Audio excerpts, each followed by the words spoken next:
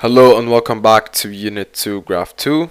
In this tutorial we will be solving a graphical exercise about simultaneous equations. The exercise says, solve the simultaneous equations graphically.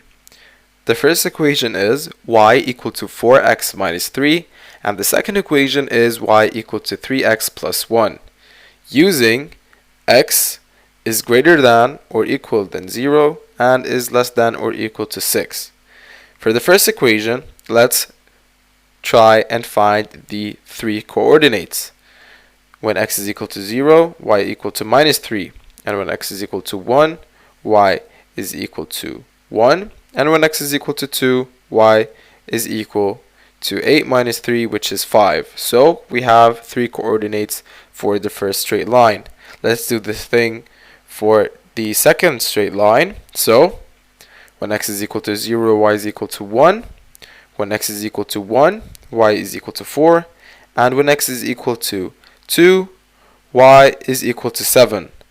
Now, after we have the coordinates, let's go ahead and plot these points on the graph to draw both straight lines.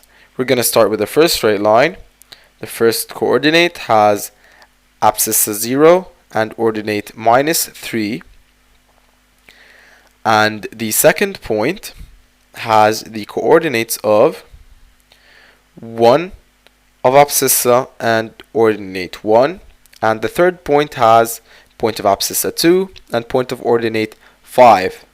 So, after we have plotted these straight points, we're going to go ahead and link them with this straight line. And there you go. This is the solution for the first straight line. We're going to do the same thing for the second straight line. And let's go ahead and plot these points. Now, after plotting them, we're going to draw the other straight line. And there you go.